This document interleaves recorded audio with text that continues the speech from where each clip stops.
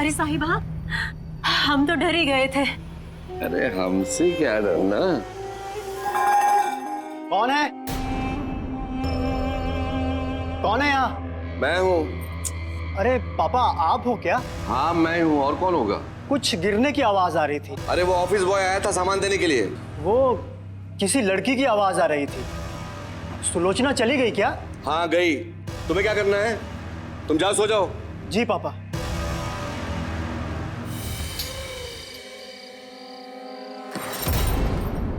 दो 2000 पगार है ना तेरी, ये ले 10 गुना ज्यादा। अरे क्या बात है, आज तो साहेब हम पर कुछ ज्यादा ही मेहरबान है।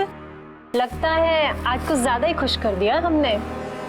खुश तो तुम मुझे रोज ही करती हो मेरी जान, लेकिन अब इसकी जरूरत नहीं पड़ेगी क्योंकि अगले हफ्ते मेरी शादी होने वाली है। शादी? आपकी शादी? ये आप क्या कह रहे हो? और अब आपको मेरी जरूरत नहीं है? इतना ही तेरे लिए काफी है, और समझ ले इससे ज्यादा जानने की कोशिश बिल्कुल मत करना। मैं ऐसे नहीं जाऊंगी। 2 साल से तुम्हें हर तरीके से खुश करती आई हूँ। यहाँ इस घर के आसपास भी अब नजर मत आना।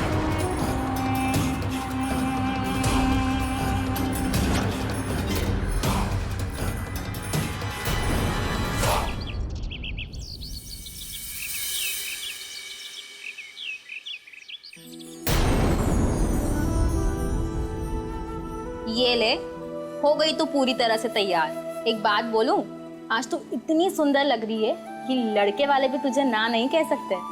नेहा, जब माँ हर बार पार्लर तैयार होने के लिए भेजती थी तब तो किसी ने हाँ नहीं कहा। अब क्या कहेंगे? तू टेंशन ना ले, इस बार मैंने रेडी किया है, सब अच्छा होगा। क्या बात हो रही है दोनों सहेलियों में? कुछ नहीं आंटी, बस यूं ही। अरे वाह, मेरी मोहिनी तो बहुत प्यारी लग रही है।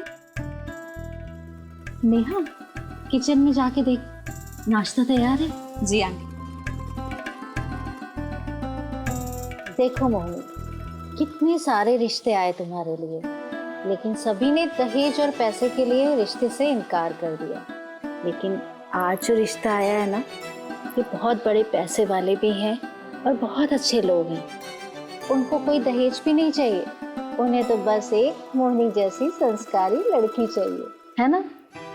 और सुनो, लड़का भी बहुत अच्छा है। अगर वो लोग पूछे ना कि लड़का कैसा लगा तो हाँ कर देना, शर्माना मत। मैं आती हूँ।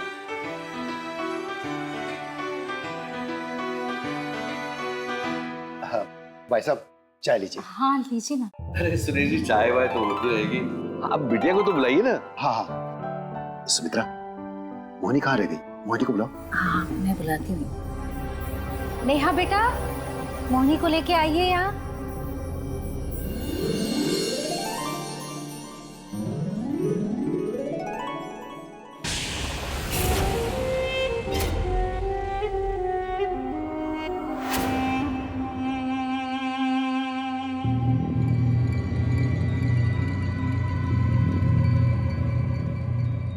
कैसी हो बिटिया?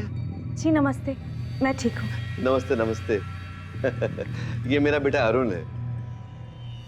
आजकल जमाना इतना मॉडर्न हो गया है ना, तो मैंने कहा तुम भी साथ चलो, सामने सामने देख लेना।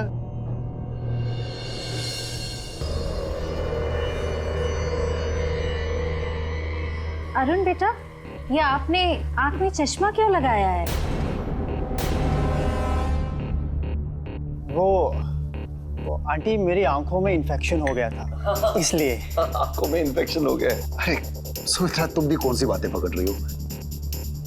भाई साहब, हम लोग बहुत छोटे लोग हैं, हमारी हैसियत कुछ भी नहीं है आपके सामने। हम लोग बहुत खुशनसीब हैं, आप लोग हमारे घर पे आए। अरुण बेटा, मेरी मोहिनी कैसी लगी आपको? जी अच्छी है आंटी।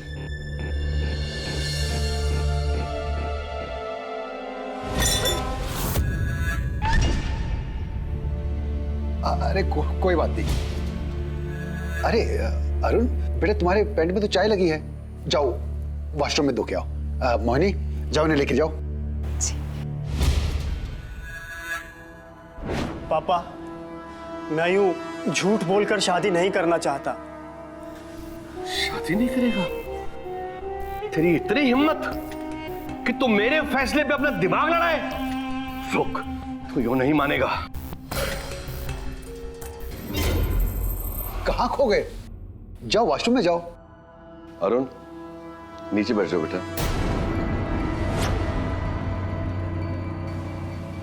अरे भाई साहब, घर में धो लेगा, ऐसी कोई बात, आप क्यों परेशान हो रहे हैं? पैंट ही तो थोड़ी खराब हुई है। आपकी बेटी हमें बहुत अच्छी लगी। बस हमारी एक छोटी सी रिक्वेस्ट थी। हाँ आदेश कीजिए ना। क्या है ना कि हम चाह रहे हैं कि शादी इसी हफ्ते हो। ज्यादा हमें कुछ दिखावा और वो सब तो करना नहीं है। हम चाहते हैं कि शादी हमारे घर के प्रांगण में ही हो। बस आप लड़की लेकर आइए और ये शादी करवा दीजिए। जी, जैसे आपकी इच्छा। अब हमें इजाजत दीजिए, आपसे फिर मिलेंगे। चलो बेटा, चलो।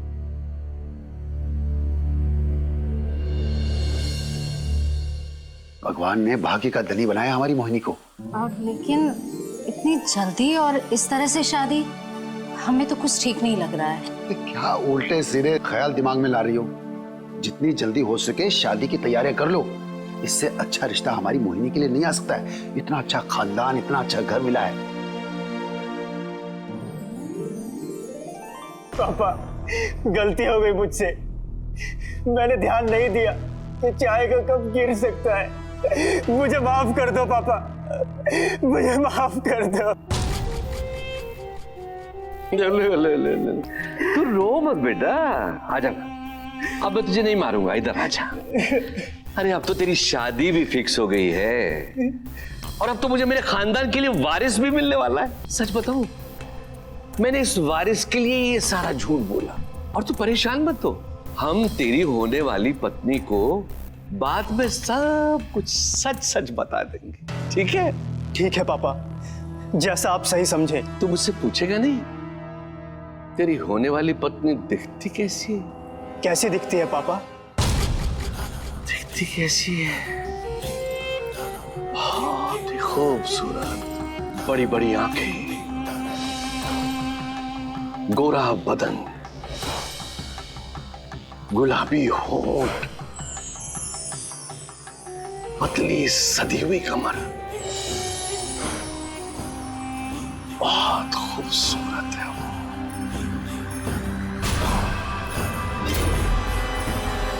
भगवान विष्णु मंगलम समर्थ मंगल नाथ मंगल सोनो मंगल मंगल शिव नारायण नमः।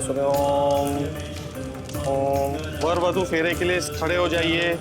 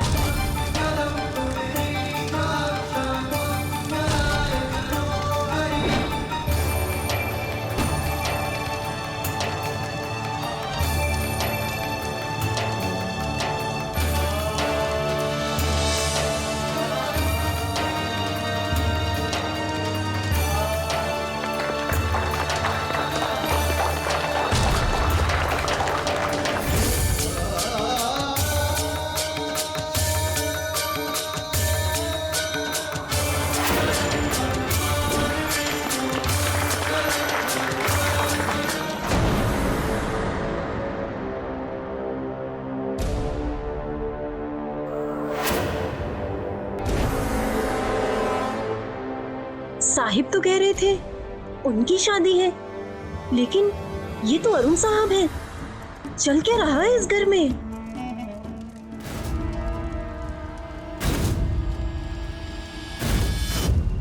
जीते रहो।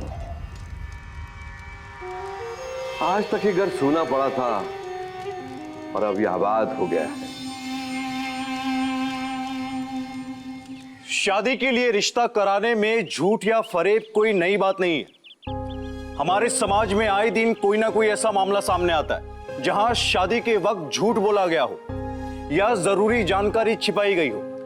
लेकिन यह मोहिनी के साथ जो भी हो रहा था वो तो झूठ की पराकाष्ठा थी, धोखाधड़ी थी, अपराध था।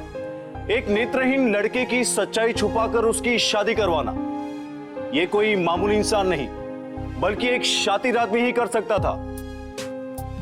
नमस्कार, मैं गिरीश जैन। क्राइम अलर्ट के आज के इस नए एपिसोड में हम आपके सामने एक ऐसी कहानी लेकर आए हैं जिसे देखकर आप सोचने पर मजबूर हो जाएंगे कि हम किस पर विश्वास करें और किस पर नहीं। रंजीत ये जो भी कर रहा था वो इंसानियत को शर्मसार कर देने वाला था। अमीर घर से रिश्ता आए तो लड़की वाले ज्यादा पूछताछ नहीं करते। उनके लिए लड़के का पैसा और खाता पीता परिवार ही लड़की की सुरक्षा की गारंटी होता है, जबकि ये सच नहीं है। और यहां भी कुछ ऐसा ही हो रहा था। मोहिनी को सच्चाई का अंदाजा भी नहीं था कि अरुण की सच्चाई उससे और उसके परिवार वालों से छुपाई जा रही है। लेकिन यहां सिर्फ एक ही धोखा नहीं था, ससुर रंजीत की बुरी नजर भी थी मोहिनी पर, और मोहिनी इन सारे धोखे और फरेब से अनजान इस घर में सुखी विवाहित जीवन का सपना लेकर आ रही थी।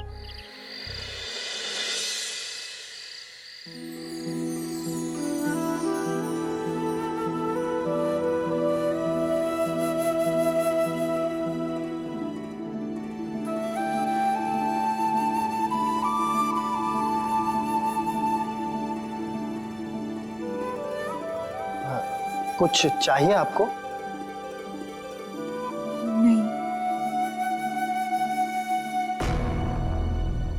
बेटा अरुण, तू ये सुहागरात नहीं मना पाया।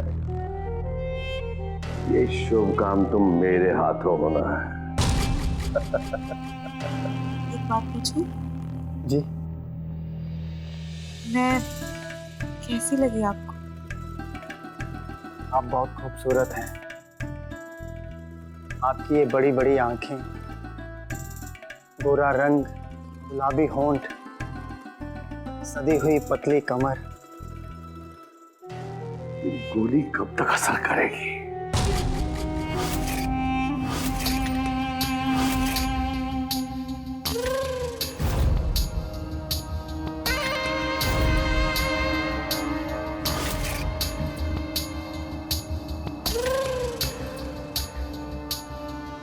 अब तो असर हो ही चुका होगा।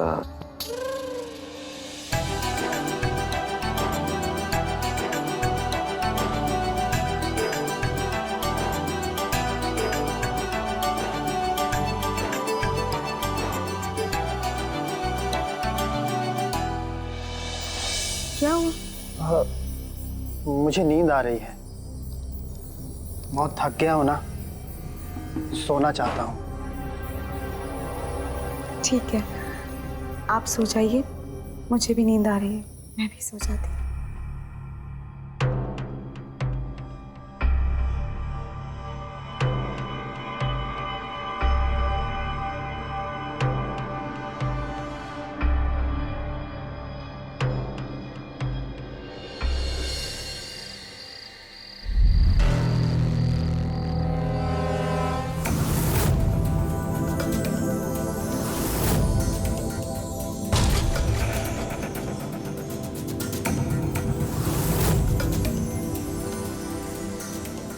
खूबसूरती है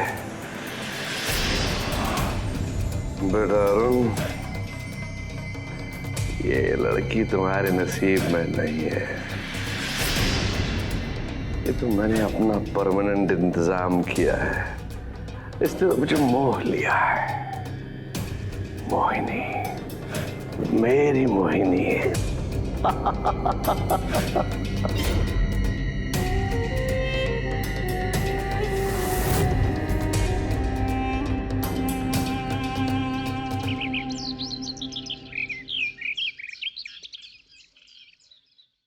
चिल्लाना शुरू कर। मोहिनी, मोहिनी तुम कहाँ हो? मुझे कुछ दिखाई नहीं दे रहा। अरे अरे क्या हुआ बेटा? अरे क्या तुम सामने कैसे आ गए थे? मेरी आंखों में कुछ चला गया है। क्या हुआ? मुझे कुछ दिखाई नहीं दे रहा मोहिनी। पापा क्या हो गया इन्हें? क्या कह रहे हैं? अरे मैं पौधों में ये दवा डाल रहा था जिससे कीड़े मरते हैं। ये सामने आ गया और इसकी आंखों में चला गया। अब ये किसी कुछ दिखाई नहीं दे रहा है। कैसे चलेगी दवाई? अरे मेरी आंखें। अरे हम डॉक्टर के पास चलते हैं। मैं डॉक्टर के पास जाता हूँ। नहीं पापा, मैं भी चलती हूँ। अरे मोहिनी, तुम घर पे रहो और कोई आए तो दरवाजा मत खोलना, और मैं तुम्हें वहां से फोन करता हूँ, ठीक है? ये लो, चलो। मेरी आंखें। चलो बेटा, चलो। आजा बेटा, आराम से लेट जा अंदर। चल।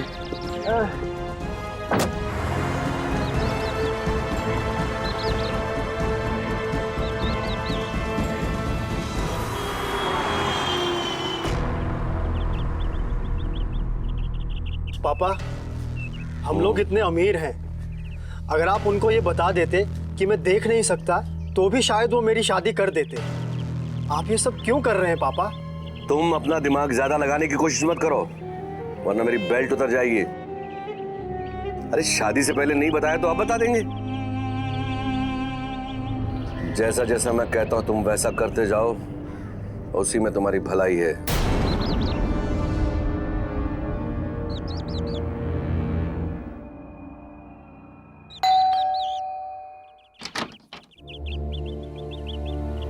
अरे बहू रानी, हमें अंदर तो आने दीजिए। अब किससे मिलना है?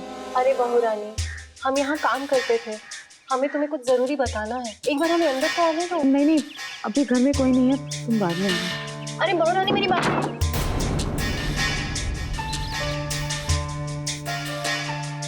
लगता है साहब कुछ खिचड़ी पका रहे हैं।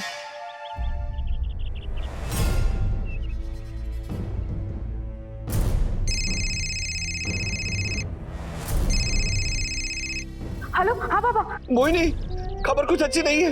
मैं और उनको लेके घर पे आ रहा हूँ। ओके?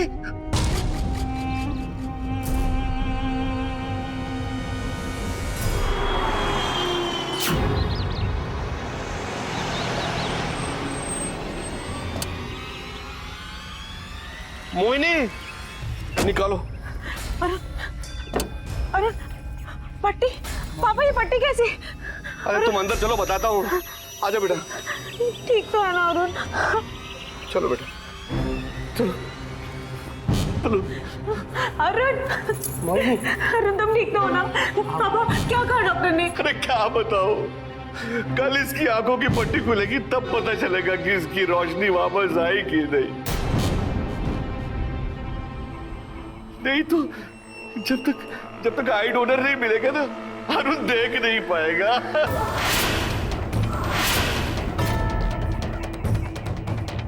क्या? ये सब कैसे हो गया? अरे ये सब कैसे हो गया? मैं इस घर में आई और इतना बड़ा हादसा हो गया। मैं अशुभ हूँ इस घर के लिए। मुझे माफ कर दो अरुण, मुझे माफ कर दो। नहीं मोहिनी,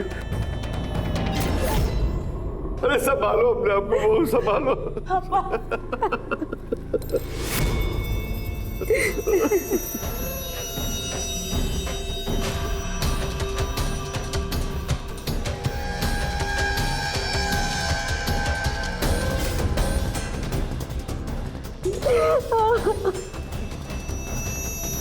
घबराओ मत बहू, मैं हूं ना, मैं सब संभाल लूंगा। एक काम करो और उनको अंदर ले जाओ और इसे दूध पिलाना मत भूलना। और सुनो, अपने घर वालों से बिल्कुल मत बताना ये बात, वरना वो लोग भी बहुत परेशान होंगे। ठीक है, मैं नहीं बताऊंगी। जाओ जाओ, इसे ले जाओ कमरे में। चलो मोहिनी, जाओ बेटा।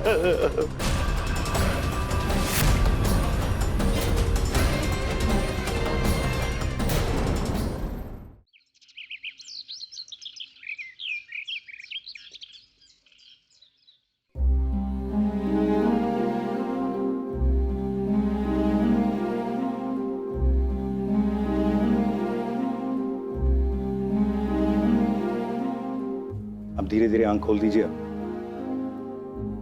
आपको कुछ दिखाई दे रहा है? मुझे कुछ दिखाई नहीं दे रहा डॉक्टर, मुझे कुछ दिखाई नहीं दे रहा। अरुण तुम ठीक तो हो ना? मोहिनी, ये मुझे क्या हो गया? अब मैं कैसे जीऊंगा? डॉक्टर साहब, क्या अरुण अब कभी नहीं देख पाएंगे? आप लोग घबराओ मत, मैं डोनर्स की इंतजाम कर लूंगा, लेकिन कम से कम 4 से 6 महीने लगेंगे।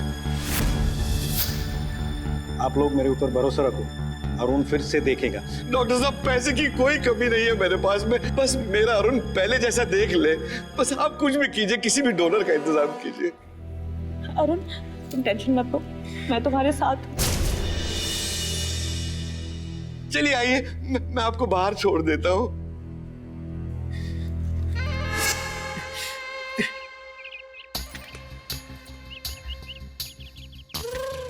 सब बहुत अच्छी एक्टिंग की आपने। लेकिन एक बात है, किसी को कानों कान खबरना। ये लीजिए। सर, किसी बात की पैसे ले रहे हैं आपसे? डोंट वरी, किसी को कुछ पता नहीं चलेगा। मुझे आपसे यही उम्मीद है। चलता हूँ सर। ठीक है। हाँ माँ, यहाँ सब ठीक है। आप कैसे हैं? हम लोग भी ठीक है बेटा, बस तुम्हारी याद आती है। वो तो सुखी ही होगी। हाँ, खाते पीते लोग हैं जो वो। हाँ माँ, बहुत अच्छे हैं सब लोग, बस आपकी याद आती। तो फिर आ जाना किसी दिन अरुण के साथ, हमसे और पापा से मिलने। हाँ माँ, आऊंगी। अभी नहीं, पर थोड़े दिन बाद आएंगे। मैं बाद में फोन करती हूँ। बहुत बिजी लग रही थी, कह रही थी जल्दी आते हैं मिलने हमसे। अरे इतने बड़े घर में गई है, बिजी तो होगी। एक काम करते हैं, चलते हैं बेटी से मिलने के लिए। हाँ, ये ठीक रहेगा। साहब, सुलोचना तुम? साहब मैं आई थी, मगर बहू रानी ने मुझे घर में घुसने नहीं दिया। साहब मुझे फिर से नौकरी पे रख लो। मैंने कहा ना, अभी तुम्हारी जरूरत नहीं है। साहब मैंने 2 साल इस घर की कितनी सेवा की है, आपकी इतनी सेवा की है, अरुण भैया को संभाला है। मतलब अरुण को भी संभाला है? कहना क्या चाहती हो? देखो सुलोचना, अभी तुम्हारी जरूरत नहीं है, मैंने कहा था ना तुमसे। ये लो, जाके मिठाई ले लेना घर के लिए। जाओ।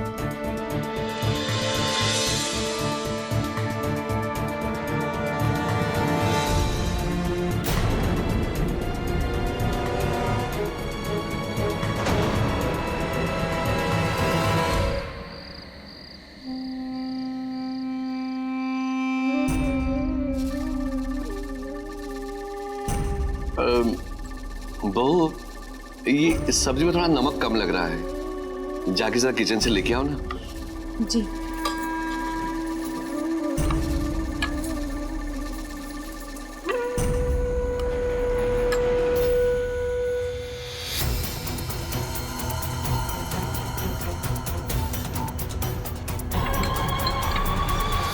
ये लीजिए पापा जी। Thank you.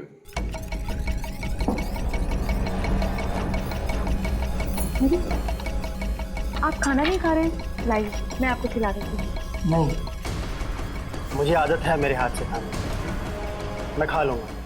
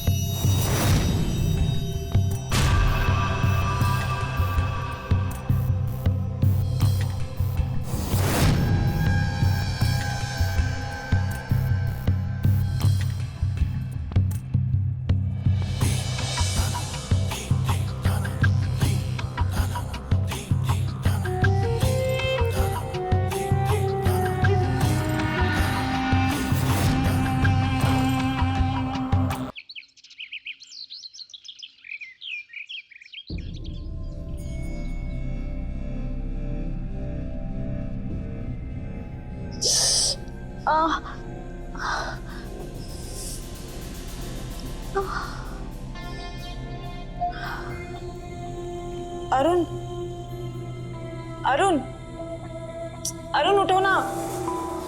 अरे क्या हुआ मोहिनी? वो कल रात हमारे बीच कुछ हुआ था क्या? मतलब हम दोनों के बीच कुछ हुआ था? नहीं तो कुछ भी तो नहीं हुआ। मैं तो खुद कल रात को जल्दी सो गया था, लेकिन तुम ऐसा क्यों पूछ रही हो? कुछ नहीं, ऐसे ही। तुम सो जाओ, मैं आती हूँ।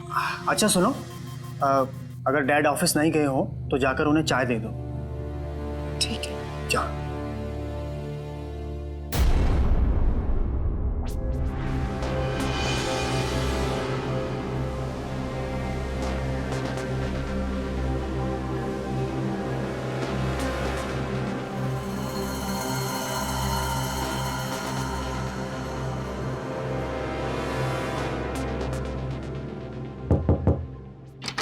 पापा लगता है ऑफिस चले गए।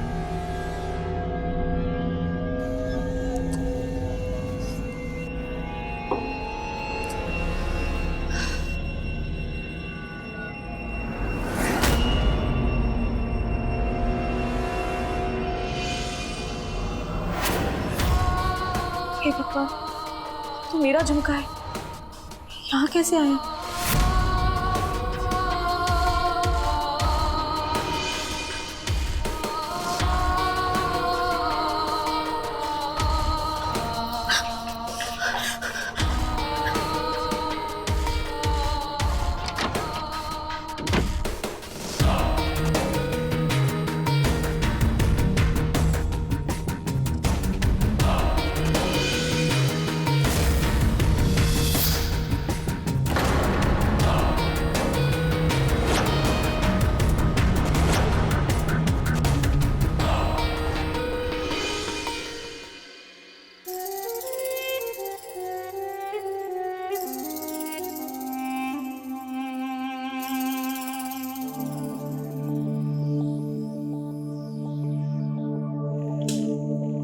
हाँ बैठ कर दो।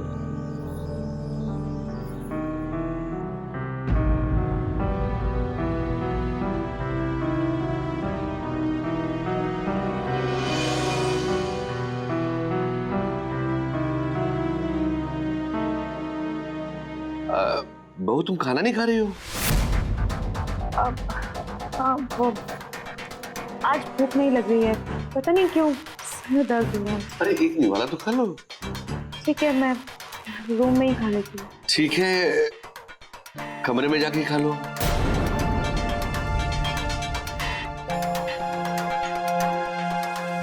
अरुण खा लो बेटा।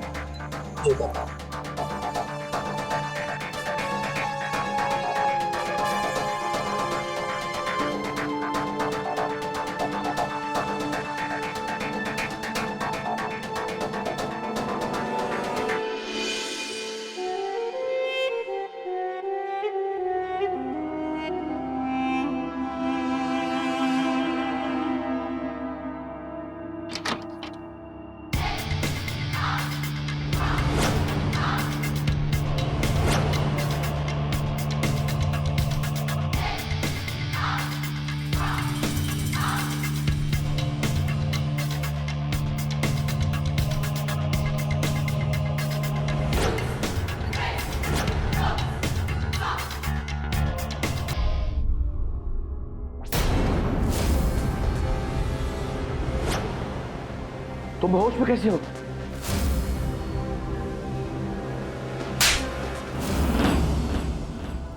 कमीने, तेरा दिया हुआ खाना मैंने फेंक दिया था।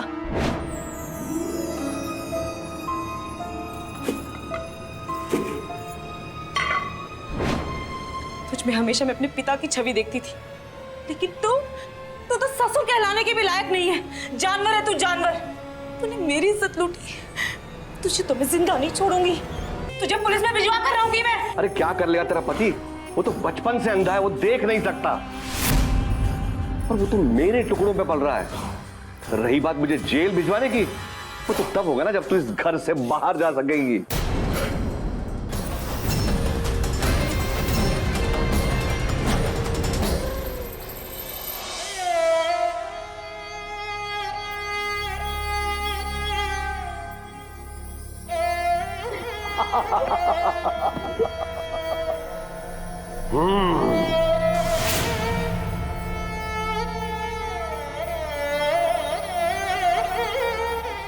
ससुर को हमारे समाज और संस्कृति में बहुत ऊंचा दर्जा दिया गया।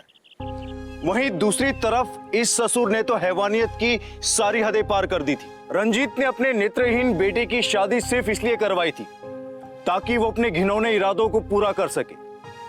वो अपने इकलौते बेटे की पत्नी की इज्जत के साथ खेल रहा था। मोहिनी के सामने रंजीत का असली चेहरा आ चुका था, लेकिन अब वो पूरी तरह से उसके जाल में फंस चुकी थी। उसके साथ बलात्कार हो चुका था। आखिर वो कैसे निकलेगी इस चक्रव्यूह से?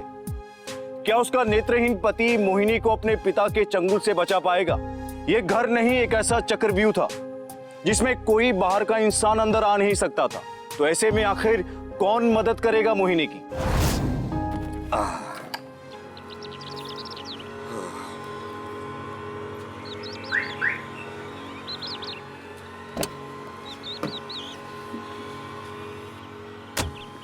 नमस्ते भाई साहब। नमस्ते भाई, कैसे हैं आप लोग? बस अच्छे हैं, आप कैसे हैं? बहुत अच्छे। मैं भी ठीक ही हूँ। वो मोहिनी बिटिया का फोन बंद आ रहा था तो सोचा उससे मिल लें। उसने उसने आपको बताया नहीं? क्या भाई साहब? असल में अरुण और वो विदेश गए हैं 1 महीने के लिए, हनीमून के लिए, और वहां तो फोन चल नहीं रहा है। ओह सही कहा आपने। और हम लोग ऐसे इतने परेशान हो रहे थे उसको लेके। असल में मैं ऑफिस जा रहा था, लेकिन आप चाहें तो अंदर चलते हैं, नाश्ता वाश्ता करके जाइए। अरे नहीं भाई साहब, बिटिया के घर में पानी पीना भी अच्छा नहीं मानते हैं। चलिए ना, नाश्ता वाश्ता करके जाइए। नहीं, अभी चलते हैं हम लोग, हाँ फिर कभी बिल्कुल, मिलेंगे। इजाजत दीजिए। अच्छा जी, नमस्कार।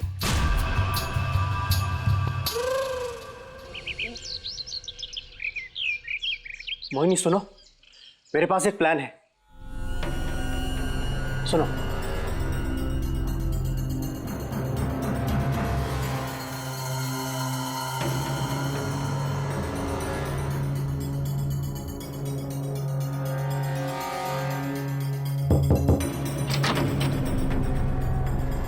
क्या है? भूख लगी है, नाश्ता बनाना था। आपके लिए भी बना दो? ठीक है, जाओ।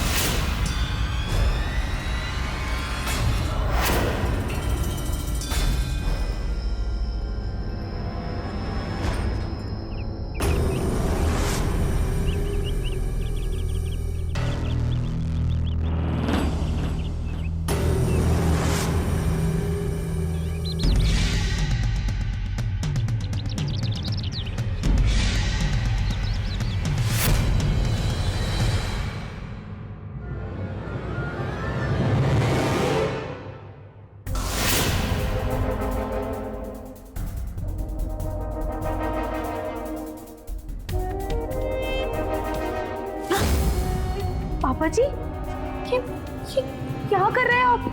अरे पापा जी क्या बोल रही हो? रंजित डार्लिंग बोल, रंजित डार्लिंग। और पता है, तूने मेरी बात मान के बहुत अच्छा किया है ना। चलो अब नाश्ता लेके मेरे पास आ जाओ। जी पापा जी। फिर पापा? मुझे नाश्ता बनाने दीजिए। हाँ, ये बात भी ठीक है, ये सारे काम तो रात में ही अच्छे लगते।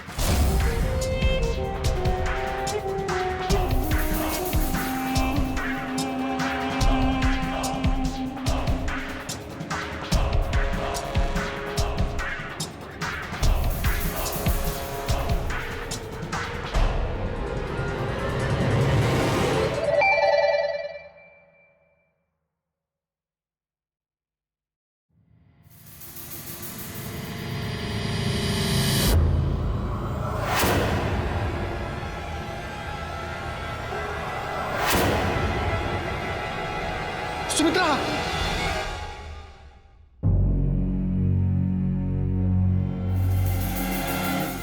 सुनो,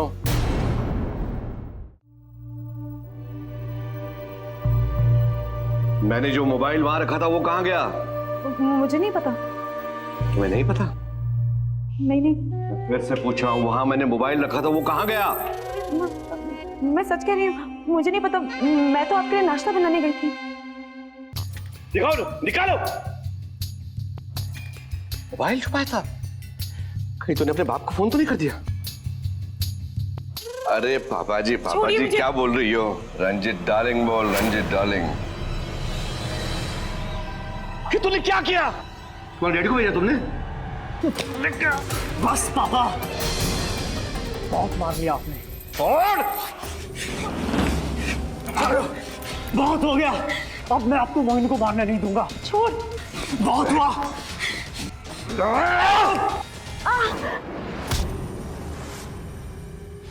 आज मैं दोनों को जिंदा नहीं छोड़ूंगा।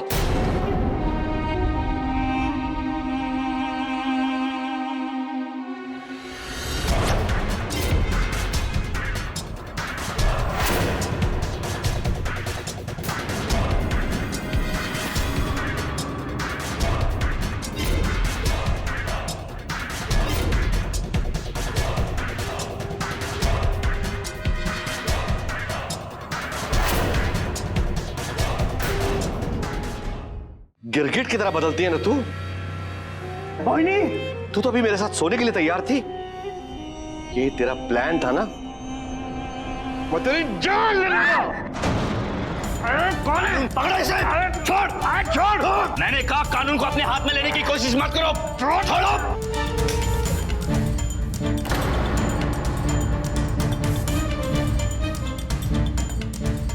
अरे कैसा बाप है तू। बाप तो अपनी औलाद की खुशी के लिए जिंदगी भर बलिदान दे देता है, लेकिन तू तो बाप के नाम पर कलंक है। तू है किस काम का? तेरे से कुछ होता नहीं। तेरे बहाने से इसे तो मैं अपनी खुशियों के लिए लाया था, अपने मजे के लिए लाया था। एक लड़की जब अपने पिता का घर छोड़कर अपने पति के घर आती है तो अपने ससुर में अपने पिता की छवि देखती है, और तूने इतने पवित्र रिश्ते को दागदार कर दिया। अरे तुम्हारी ये कानून को अपने हाथ में मत लीजिए। पुलिस को अपना काम करने दीजिए। रहने दीजिए पापा, बहुत देर हो चुकी है, बर्बाद हो चुकी है आपकी लड़की। काश आपने आंखें बंद करके इस रिश्ते के लिए हाँ नहीं करी होती, थोड़ी बहुत जांच पड़ताल करी होती ना पापा, तो आपकी लड़की आज इस हालत में नहीं होती। बेटा, मुझे माफ कर दो बेटा। बड़े घर की चमक और पैसों ने मुझे अंधा कर दिया था। मुझे माफ कर दो। चलो। आखिरकार रंजीत के जुल्मों का अंत हुआ। अरुण और मोहिनी उसके अत्याचार से आजाद हो गए, और ये सब इसलिए मुमकिन हुआ क्योंकि मोहिनी ने हिम्मत नहीं हारी। कभी भी किसी से भी रिश्तेदारी करने से पहले जांच पड़ताल जरूर कर ले। अरुण नेत्रहीन था, लेकिन मोहिनी के माता पिता आंखें होते हुए भी पैसों की चकाचौंध में अंधे हो गए। इसीलिए उन्होंने शादी तय करने से पहले ना ही कुछ देखने की जरूरत समझी और ना ही किसी तरह की जांच पड़ताल की। अगर उन्होंने रंजीत के पैसों से प्रभावित ना होकर उसके और अरुण के बारे में पूछताछ की होती तो शायद मोहिनी इस बुरे अनुभव से बच जाती। दोस्तों, कई बार हमारी एक छोटी सी गलती बड़ी मुसीबत को जन्म देती है और हमें अपराध का शिकार बना सकती है। इसी के साथ मैं गिरीश जैन क्राइम अलर्ट के इस एपिसोड में आपसे विदा लेता हूं। फिर मिलूंगा ऐसे ही किसी अपराध से आपको अलर्ट कराने। तब तक be alert, be safe. Crime alert, जुर्म के खिलाफ आवाज।